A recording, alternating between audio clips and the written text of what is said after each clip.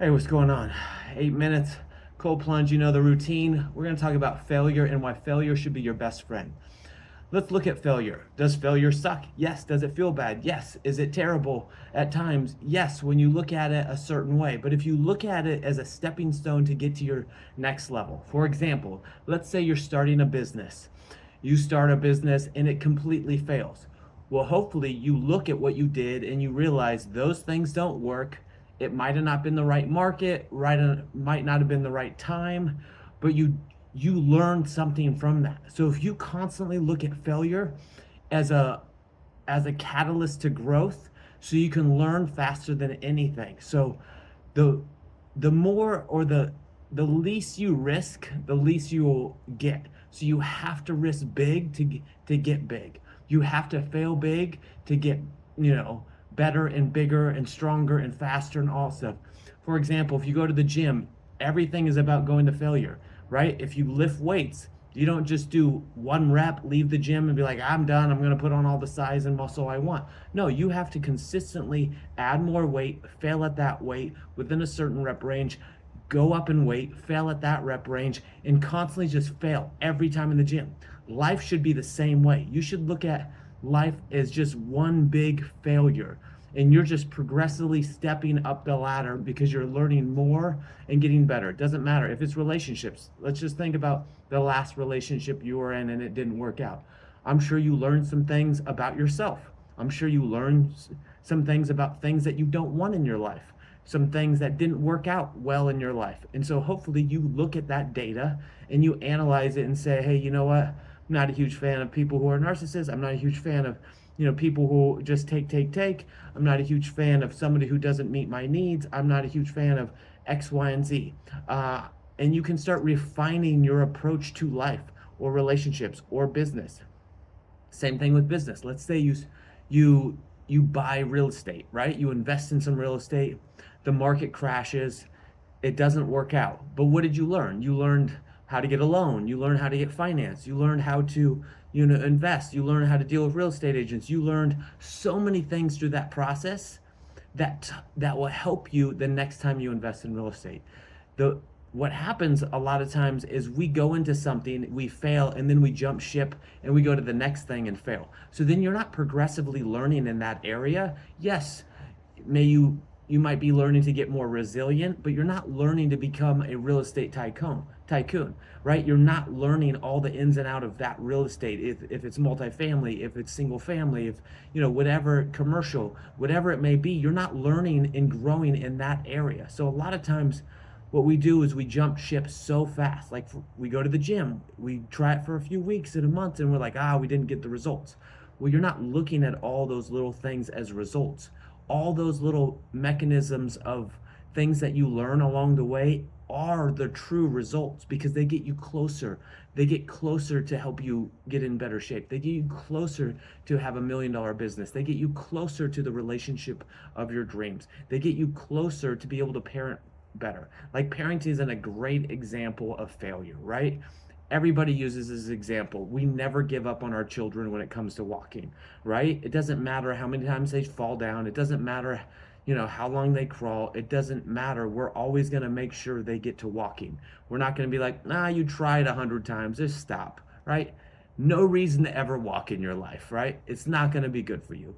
You know, Same thing with reading. There's certain things that we demand out of ourselves from a standpoint of like, we all need to read. We all need to learn how to swim. Hopefully, we all need to learn how to do specific things in life to make it our standard of living. The thing that you're not doing is making yourself more uncomfortable, taking the bigger risks when it comes to failing, right? So if you want to become better at real estate, you gotta just go invest, or, things that will speed up your process is get a mentor along your side so you don't make some dumb mistakes that they've already made. They've already been through those failures. So when you can get guidance from coaches, mentors, other people, now you're not going to make the same mistakes as them. Well, sometimes you will, because sometimes you won't listen. Sometimes you'll be hard-headed. Sometimes you got to do it to prove yourself that, it didn't work, and that's fine. If you are that person, by all means, it's better off doing that than not doing it at all. The problem, what we get stuck with, is we don't do anything at all. We choose not to act. We choose not to go and invest in a property. We choose not to run ads for a product. We choose not to develop our, ourself in the gym. We choose not because it's harder. We don't want to run that extra mile. We don't want to, increase the speed on the treadmill. We don't want to add more weight because it's tough. It hurts. It's a struggle. But if anybody who's fit and goes to the gym, any bodybuilder will tell you, you have to constantly add and stress yourself, stress your muscles, stress your life to create an environment of growth, right? You can't look at as failure as something that is so unbearable that you can't live with yourself, because how dare you, and it hurts your self-esteem, or destroys you mentally and emotionally. You have to just look at it as just a learning lesson. Like, you're going to make mistakes, you're going to fail through that process, you're going to struggle. The more you achieve, the greater of failures you probably have gone through. Granted, let's face it, like, if you were born with a silver spoon, if you have somebody who can fund you and your parents have millions of dollars and you can start business after business, and this is why the wealthy a lot of times are more successful, is because they have no, going broke. They're always going to be like, hey, try that business, it failed, didn't work out, tried this one, tried this one, tried this one. Oh, wow, this 10th one actually worked. A lot of times in books, they'll say it's like a 10-to-1 ratio. You're going to fail 10 times, and one of those businesses or one of those relationships or one of those things that you're doing is going to amount far greater than all of those other failures. So you have to embrace, I just read the book, Embrace the Suck. You have to embrace the suck. You have to endure. I also just read that book, Endure. Both good books, recommend them. You have to endure through those challenging times so you can overcome. Without losing in defeat, you're never going to taste the real victory of winning, right? If you just win everything in your life and everything you touch turns to gold, it won't feel as good. But when you struggle and strive and progress, you're going to grow mentally, physically, emotionally. You're going to become a better person, a better individual, and more successful in whatever endeavor you choose. You just have to be willing to take that leap and just go for it, right? Like, I always use this slogan, Nike said it best, just do it. You gotta just go for it. Put all of it in.